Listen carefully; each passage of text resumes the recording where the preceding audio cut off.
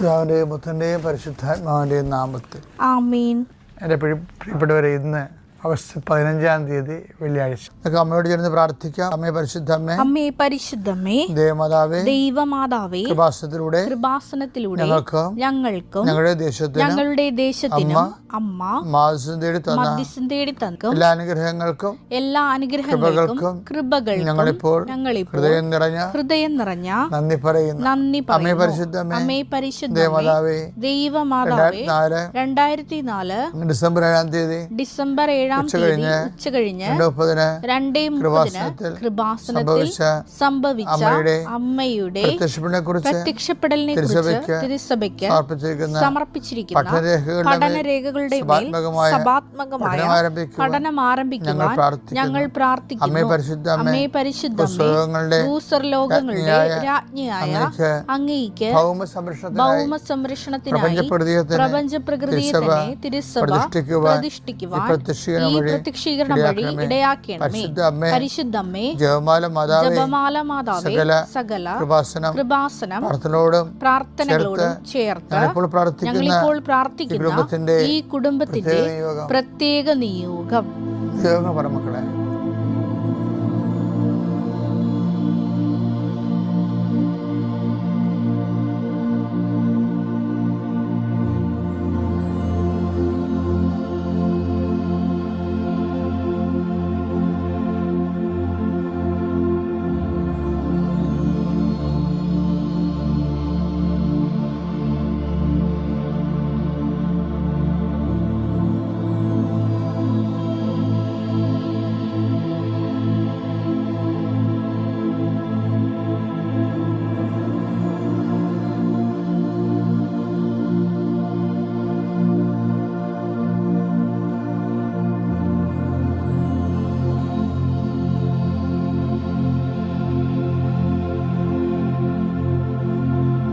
അമ്മയുടെ പ്രത്യക്ഷീകരണത്തിന്റെ ഈ അനുഗ്രഹവേളയിൽ ഞങ്ങൾക്ക് സാധിച്ചു തരുവാൻ കനിയണമേ.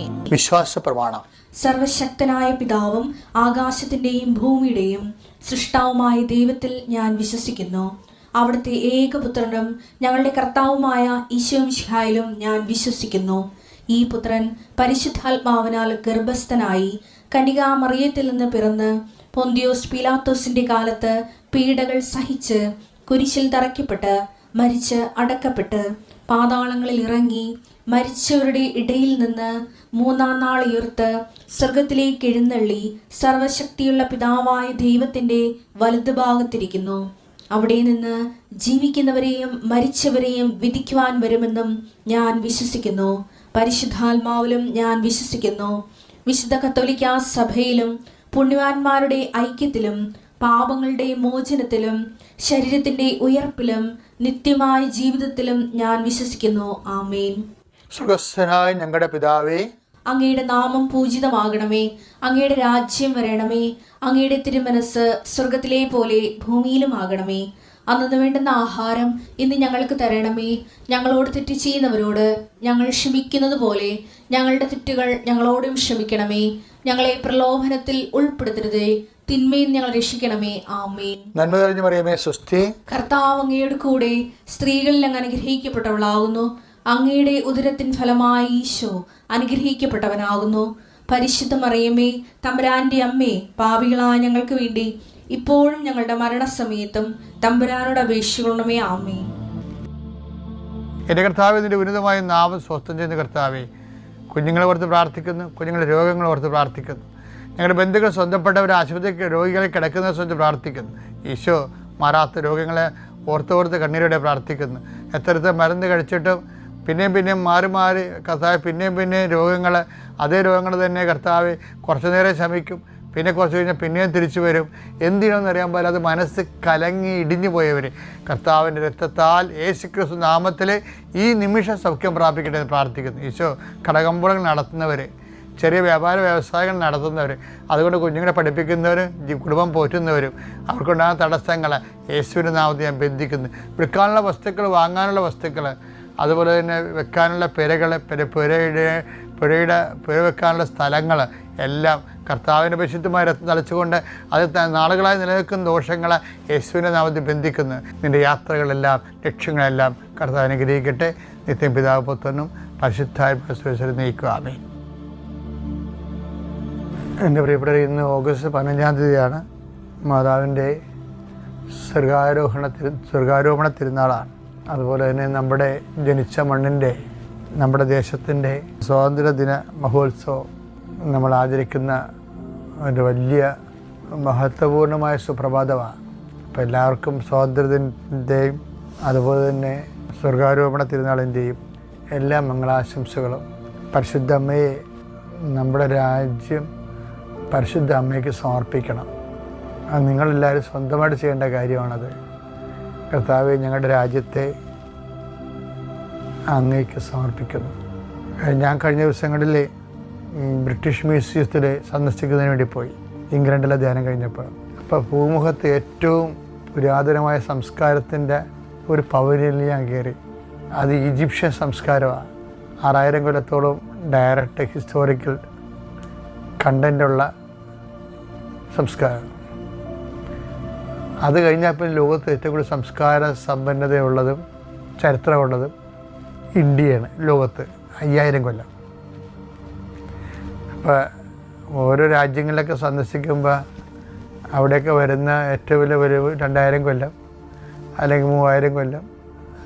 അമേരിക്കയിലൊക്കെ 400 കൊല്ലത്തെ പഴക്കമേ ഉള്ള അമേരിക്കയ്ക്ക്. അപ്പോൾ ഇത്രയും മഹത്വപൂർണ്ണമായ സംസ്കാര പൈതൃകമുള്ള രാജ്യമാണ്. അപ്പോൾ ആ പൈതൃകമുള്ള രാജ്യത്ത് 3000-ഓളം ഭാഷകളും 2800 രാഷ്ട്രീയ പാർട്ടികളും എന്തൊരു വിരോധാഭാസമാണ്.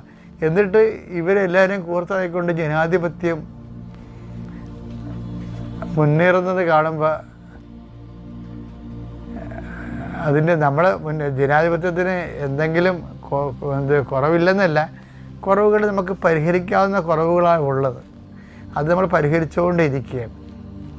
ഓരോരോ കാലത്തുള്ള ലെജിസ്ലേറ്റീവ് അസംബ്ലികളിലും ലോകസഭയിലും നിയമങ്ങളുണ്ടാക്കി ജനാധിപത്യത്തിന് ഉണ്ടാകാവുന്ന വിലങ്ങ് തടികളെ നമ്മൾ പരിഹരിച്ചുകൊണ്ടിരിക്കുകയാണ്. എങ്കിൽ നിങ്ങൾ രാജ്യത്തെ ഓർത്ത് നമുക്ക് സന്തോഷം, അഭിമാനം തോന്നും. പക്ഷേ ഇവിടുത്തെ ഒരു പ്രശ്നം ഇപ്പോൾ വന്നിരിക്കണമെന്ന് വെച്ച് കഴിഞ്ഞാൽ, രാജ്യം നമ്മളൊക്കെ ഇപ്പോൾ ക്രിസ്ത്യൻസും മുസ്ലിംസും ഒക്കെ രാജ്യസ്നേഹികളാണ്. സ്വാതന്ത്ര്യ സമരത്തിൻ്റെ അകത്ത് ക്രിസ്ത്യാനികൾ ഭരിച്ചതുകൊണ്ടാണ്, അന്ന് ബ്രിട്ടീഷുകാർ ഭരിച്ചതുകൊണ്ടാണ് നമുക്ക് ഡയറക്റ്റായിട്ട് ഒത്തിരി ഇൻവോൾവ്മെൻറ്റ് ക്രിസ്ത്യൻസിന് സ്വാതന്ത്ര്യ സമരത്തിൽ കുറച്ച് പേർക്കാണ് കിട്ടിയത്. മുസ്ലിംസിന് ഒത്തിരി പേർക്ക് കിട്ടി. കാര്യം അവർ ബ്രിട്ടീഷ് ഭരണത്തിന് എല്ലാവരും തന്നെ ഖിലാഫത്ത് പ്രസ്ഥാനം നിലനിൽക്കുന്ന സമയത്ത് എതിരായിരുന്നു. അപ്പോൾ അവർ കുറച്ച് പേർക്ക് സ്വാതന്ത്ര്യ സമരത്തിന് പങ്കാളിത്തം കിട്ടി. പക്ഷേ എന്ത് ഒക്കെ പറഞ്ഞാലും ശരി, but we are not against that. പക്ഷേ ഇപ്പോൾ നമ്മളൊന്ന് ചിന്തിക്കുമ്പോൾ മനസ്സിലാകണത്, ഇപ്പോൾ ഒരു ഹിന്ദുത്വവാദം മുമ്പത്തേക്കാൾ പ്രബലപ്പെട്ട്, ഇപ്പം നമ്മൾ രാജ്യത്തിനെ സ്നേഹിക്കണമെന്ന് പറഞ്ഞാലും ഇവിടുത്തെ കുറേ ഭാഗം, എല്ലാവരും അല്ല, ഒരു ന്യൂനപക്ഷ ഹിന്ദുത്വം വർഗീയതയുള്ളവർ അംഗീകരിക്കത്തില്ല. നിങ്ങൾ ക്രിസ്ത്യൻസ് അല്ല, നിങ്ങൾ ക്രിസ്ത്യൻസാണ്, നിങ്ങൾ രാജ്യത്തിൻ്റെ ആൾക്കാരല്ലെന്ന് പറയും. അതുപോലെ നിങ്ങൾ മുസ്ലിംസാണ്, നിങ്ങൾ രാജ്യത്തിൻ്റെ ആൾക്കാരല്ലെന്ന് പറയും. അപ്പം നിങ്ങളൊന്നും ഞങ്ങളുടെ രാജ്യം നന്നാക്കണ്ട പറയും. പക്ഷേ നമ്മൾ അങ്ങനെ നോക്കിയിട്ട് ഹിന്ദുവാണോ മുസ്ലിമാണോ നോക്കിയിട്ടല്ല മിഷണറിമാർ ഈ രാജ്യത്ത് നന്നാക്കിയത്. ഇന്ത്യൻ ഹിസ്റ്ററി അസോസിയേഷൻ സ്ഥാപിച്ച ഒരു ഫാദറാണ്, പ്രീസ്റ്റ് അല്ലേ. ഇതുപോലെ ഓരോ കാര്യങ്ങളും ഇന്ത്യയിൽ 10 കൊള്ളാവുന്ന കോളേജ് എല്ലാം നടത്തുന്നത് ക്രിസ്ത്യൻ മിഷണറിമാരാണ് ഇന്ത്യയിൽ. ഈ വിദ്യാഭ്യാസ മേഖലയിലും ഉന്നത വിദ്യാഭ്യാസ മേഖലയിലും നമ്മൾ കാഴ്ചവെച്ച ഒരു ചരിത്രവും സംസ്കാരവും ഒക്കെ ഉണ്ടല്ലോ. കർത്താവ് പറഞ്ഞിട്ടുണ്ട് 8:32 സത്യം നിങ്ങൾ അറിയുകയും സത്യം നിങ്ങളെ സ്വതന്ത്രമാക്കുകയും ചെയ്യും. ഇപ്പോൾ രാഷ്ട്രീയ സ്വാതന്ത്ര്യത്തിൻ്റെ അപ്പുറത്ത് യേശുക്രിസ്തുവിനെ അറിയുന്നതാണ് സ്വാതന്ത്ര്യം എന്ന് പറയുന്നത്. അപ്പോൾ യേശുക്രിസ്തുവിനെ അറിയണമെങ്കിൽ ഒരു മതത്തിൻ്റെ ഭാഗമാകണമെന്നല്ല ഞങ്ങൾ പറയുന്നില്ല. യേശുക്രിസ്തുവിനെ എല്ലാവരും അറിയാൻ, അത് യേശുക്രിസ്തു ജനത്തിൻ്റെ പൊതു സ്വത്താണ്. ആ പൊതു സ്വത്തിനെക്കുറിച്ചും അതിൻ്റെ ആനുകൂല്യങ്ങളെക്കുറിച്ചും അറിയാണ്ടിരിക്കരുത് ആരും. അതിനാണ് യേശു സഭ സ്ഥാപിച്ചത്. യോഹന്നാൻ 8:32 നിങ്ങൾ സത്യം അറിയുകയും നിങ്ങൾ സത്യം അറിയുകയും സത്യം നിങ്ങളെ സ്വതന്ത്രരാക്കുകയും ചെയ്യും. നിങ്ങളെ സ്വതന്ത്രരാക്കുകയും ചെയ്യും. ഇന്ത്യക്ക് സ്വാതന്ത്ര്യത്തെക്കുറിച്ച് പറയുമ്പോൾ വിദ്യാഭ്യാസമല്ലേ സ്വാതന്ത്ര്യം ഉണ്ടാക്കണത്. വിദ്യാഭ്യാസം ഇല്ലെങ്കിലും ഇന്ന് സ്വാതന്ത്ര്യം കിട്ടാത്ത ആൾക്കാരില്ലേ. ഇപ്പോൾ ഓരോരോ എന്താണ് നോർത്ത് ഈസ്റ്റിൽ എന്ന് കഴിഞ്ഞാൽ പിന്നെ വനങ്ങളിൽ താമസിക്കുന്നവർ, അതുപോലെ തന്നെ മലകളിൽ താമസിക്കുന്ന ഗിരിവർഗക്കാർ, ഇപ്പം അങ്ങനെയുള്ള ആൾക്കാരൊക്കെ ശരിക്കും പറഞ്ഞാൽ സ്വാതന്ത്ര്യം കിട്ടിയ അവർക്ക് അറിയത്തില്ല എന്താ കാര്യം. അവർക്ക് വിദ്യാഭ്യാസം ഇല്ല. അങ്ങനെയുള്ളവർക്ക് വിദ്യാഭ്യാസം കൊടുത്താലുള്ള അവസ്ഥ എന്താണ്? നാഗാലാൻഡൊക്കെ പോയി വിദ്യാഭ്യാസം കൊടുത്തിട്ട് എത്ര അച്ഛന്മാരാണ് മരിച്ചതെന്നറിയാമോ? എത്ര മിഷണറീസാണ് മരിച്ചതെന്നറിയാമോ? കാര്യം അവർ ഏറ്റവും വലിയ അധികാരി എന്ന് പറയണത് ഏറ്റവും കൂടുതൽ ആൾക്കാരെ കൊന്നിട്ട് അവിടെ തലയോട്ടി മാലയായിട്ട് കെട്ടിക്കൊണ്ട് നടക്കുന്ന ആൾക്കാരാണ്. അതായിരുന്നു ഇന്ത്യ. ആ ഒരു സ്ഥലത്തു നിന്ന് നാഗാലാൻഡിനെ ഉൾപ്പെടെയുള്ളവരെ ആധുനിക വിദ്യാഭ്യാസത്തിലേക്ക് കൊണ്ടുവന്നതും സ്വാതന്ത്ര്യത്തിലേക്ക് കൊണ്ടുവന്നതും എന്താ? ഈ സുവിശേഷമാണ്. സുവിശേഷം സ്വീകരിച്ച എല്ലാ രാജ്യങ്ങളും എന്തൊരു അഭിവൃദ്ധിയാണ്. ലോകത്തിന് അഭിവൃദ്ധി എന്താണ്, വികസനം എന്താണെന്നെല്ലാം കാണിച്ചു കൊടുത്തത് ആരാണ്?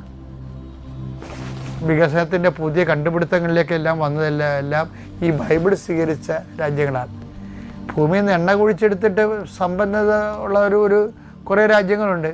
പക്ഷേ അതേസമയം തന്നെ ലോകത്ത് പുതിയ കണ്ടുപിടുത്തങ്ങൾ നടത്തിയിട്ടും ലോകത്തിന് വികസനത്തിൻ്റെ പുതിയ കോൺസെപ്റ്റുകൾ കൊണ്ടുവരണതും എല്ലാം പഴയ നിയമം എടുത്ത യഹൂദന്മാരും പുതിയ നിയമം എടുത്ത മറ്റു രാജ്യങ്ങളിൽ നിന്നാണ് ഈ വികസനത്തിൻ്റെ രൂപങ്ങളെല്ലാം രൂപപ്പെട്ട് വരുന്നത്. അപ്പോൾ ഈ വെളിച്ചം എല്ലാവർക്കും കിട്ടാനുള്ള ബാധ്യതയുണ്ട്.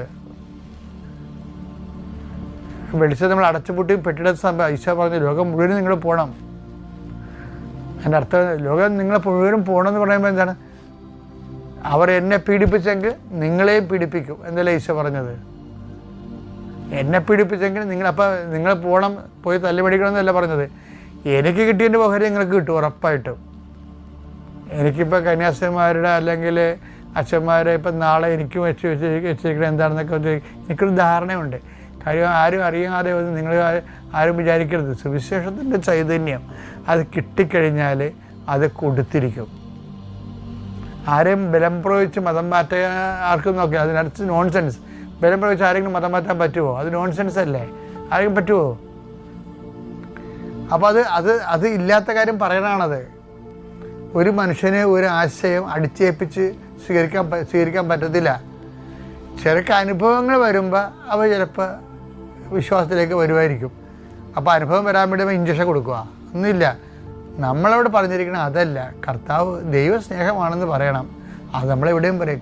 പടര് കണ്ടിച്ചാലും പറയും, ഏത് നരകത്തിൽ ചെന്നാലും പറയും ദൈവസ്നേഹമാണ്, നിങ്ങൾ സ്നേഹത്തോടെ ജീവിക്കണം. അതല്ലേ സുവിശേഷം? അതല്ലേ സുവിശേഷം? ദൈവസ്നേഹമാണ്, നിങ്ങൾ സ്നേഹത്തോടെ ജീവിക്കണം. പിന്നെ പരസ്പരം പങ്കുവെക്കണം. പിന്നെ എന്ത് ചെയ്യണം? അറിവ് സമ്പാദിപ്പിക്കണം. കാര്യം സ്വന്തമായിട്ട് ഒരു മനുഷ്യന് സ്വാതന്ത്ര്യം കിട്ടണമെങ്കിൽ വ്യക്തിപരമായ സ്വാതന്ത്ര്യമാണ്. വ്യക്തിപരമായ സ്വാതന്ത്ര്യം കിട്ടണമെങ്കിൽ വിദ്യാഭ്യാസം വേണം. അപ്പോൾ നമ്മൾ കൊടുത്തത് എന്താണ്? രാഷ്ട്രത്തിൻ്റെ പൊതു സ്വാതന്ത്ര്യത്തേക്കാൾ പ്രധാനമാണ്. സ്വാതന്ത്ര്യം രാഷ്ട്രത്തിൽ കിട്ടിയാലും അറിയാൻ പാടില്ല. വിദ്യാഭ്യാസം ഇല്ലാത്തവന് സ്വാതന്ത്ര്യം കിട്ടിയിട്ട് അറിയത്തില്ല. അപ്പോൾ അടിസ്ഥാന സ്വാതന്ത്ര്യം എന്ന് പറഞ്ഞാൽ എന്താണ്? രാഷ്ട്ര സ്വാതന്ത്ര്യമല്ല, വ്യക്തി സ്വാതന്ത്ര്യമാണ്. ഭരണഘടന നമുക്ക് നൽകുന്ന അവകാശങ്ങളെപ്പോലും ഉപയോഗിക്കണം എങ്ങനെ? വിദ്യാഭ്യാസം ഉള്ളതുകൊണ്ടല്ലേ. അതാണ് സഭ ചെയ്തിരിക്കുന്നത്. അപ്പം അതിനുവേണ്ടി സഭ ഒത്തിരിയേറെ മുറിവുകൾ മേടിച്ചിട്ടുണ്ട്. സഭയ്ക്കത് ഒത്തിരിയല്ല. ഇത് നിങ്ങൾ ഓർക്കണം, ഇത് സെബസ്ത്യാനോസിൻ്റെ അപ്പോസ്തലന്മാരുടെ സഭയാണ്. അങ്ങോട്ട് കയറി ആൾക്കാരുടെ കരുത്തേക്ക് കയറി ആൾക്കാരുടെ കൈമേടിച്ച് ചത്തവരാരും ഇവിടെയില്ല. ഇവിടെ ഉള്ളവരെല്ലാം ക്രിസ്തുവിൻ്റെ സ്നേഹത്തിൻ്റെ ചൈതന്യം കോങ്കോ വനത്തിലും ആമസോൺ വനങ്ങളിലും ഒറ്റക്ക് പോയി നടന്ന് സുവിശേഷ വേല നടത്തിയിട്ട് അവരുടെ കൈകൊണ്ട് മരിച്ച് ആ രക്തത്തിൽ തന്നെ അവർ വിശുദ്ധിയിലേക്ക് കടന്നു വന്നിട്ടുള്ള ലോകത്തിനെ മാറ്റിമറിച്ചിട്ടുള്ള ഒരു സഭയാണിത്. അപ്പം സ്വാതന്ത്ര്യം എന്ന് പറയുന്നത് സ്വർഗാരോഹണത്തിലാണ് എത്തി അവസാനിക്കുന്നത്. എന്താണ്? മനുഷ്യൻ ഏറ്റവും വലിയ നമ്മളെ മരണത്തിൻ്റെ അടിമത്തത്തിൽ നിന്ന് ജീവനിലേക്ക് മനുഷ്യരാശിയെ കൊണ്ടുവന്നവരാണ്. മരിച്ചുയർത്തുന്നേറ്റവനാണ്. അവൻ്റെ ഉയർപ്പിൻ്റെ സുവിശേഷം എന്ന് പറയുന്നത് ജനതയുടെ അവകാശമാണ്. അപ്പോൾ എല്ലാവർക്കും നല്ലത് വരട്ടെ. പ്രധാനമന്ത്രിക്ക് വേണ്ടി പ്രാർത്ഥിക്കുന്നു. എല്ലാ സ്റ്റേറ്റ്സിനും വേണ്ടി പ്രാർത്ഥിക്കുന്നു. പ്രത്യേകിച്ച് കേരള സംസ്ഥാനം അതിൻ്റെ കടക്കിണികളിൽ നിന്ന് രക്ഷപ്പെടാനും. എങ്കിലും കേരള സംസ്ഥാനത്തെക്കുറിച്ച് നമുക്ക് അഭിമാനിക്കാം. എന്താ കാര്യം, ഞാൻ എപ്പോൾ നോക്കുമ്പോഴും ഈ മറ്റു രാജ്യങ്ങളിലൊക്കെ സഞ്ചരിച്ചിട്ട് കേരളത്തിലും ഇന്ത്യയിലും വരുമ്പോൾ എന്തൊരു മാറ്റമാണ് എല്ലാ കാര്യങ്ങൾക്കും. ഇന്ത്യ കുതിക്കുന്നുള്ള കാര്യം സത്യമാണ്. ശരിക്കും പറഞ്ഞാൽ നമ്മളീ വികസന രാജ്യം അല്ലെങ്കിൽ തേർഡ് വേൾഡ് എന്നൊക്കെ വിളിക്കുന്നത് അവരുടെ സൂപ്പർമസി അവർ പ്രഖ്യാപിക്കുന്നതാണ്. നമ്മൾ തേർഡ് വേൾഡൊന്നുമല്ല. തേർഡ് വേൾഡ് സാമ്പത്തിക മേഖലയിലും GDP-യിലുമാണ് തേർഡ് വേൾഡ്. GDP തന്നെ ഇപ്പോൾ ഉയർന്നുകൊണ്ടേയിരിക്കുകയാണ്, ഇനി ഉയരും. അപ്പോൾ അത് ഒക്കെ നമുക്ക് രാജ്യത്ത് അഭിമാനമുണ്ട്. അതിപ്പോൾ ഞങ്ങൾ കുറച്ച് പേരുടെ വർഗീയതയുടെ അധ്വാനമാണെന്ന് നിങ്ങൾ പറയരുത്. That is nonsense. ഇന്ത്യയുടെ ജനത മുഴുവനും ഈ രാജ്യത്തിന് വേണ്ടി അധ്വാനിക്കാനാണ്. അങ്ങനെ അതാണ് നമ്മുടെ കൾച്ചർ എന്ന് പറയുന്നത്. എല്ലാവരെയും ഒരുമിച്ച് ചേർക്കുകയും ഒരുമിച്ച് അവരുടെ എല്ലാവർക്കും എന്തെല്ലാം കോൺട്രിബ്യൂട്ട് ചെയ്യാൻ അതിനെ അംഗീകരിക്കുകയും രാജ്യത്തിൻ്റെ ഉയർച്ചയ്ക്ക് വേണ്ടി തോളോട് ചേർത്ത് പിടിക്കുകയും ചെയ്തുകൊണ്ട് പോകാൻ ഇന്ത്യൻ അധികാരികൾ കഴിയട്ടെ, അവരെ നയിക്കുന്ന പാർട്ടികൾ കഴിയട്ടെ എന്ന് പ്രാർത്ഥിക്കുന്നു. ദൈവം നമ്മളെ അനുഗ്രഹിക്കട്ടെ. എല്ലാവർക്കും ഒരിക്കൽ കൂടി സ്വാതന്ത്ര്യ ദിനവും അതുപോലെ തന്നെ സ്വാതന്ത്ര്യ ദിനത്തിൻ്റെയും സ്വകാര്യ ഗുണത്തിൻ്റെയും അനുഗ്രഹാശംസകൾ.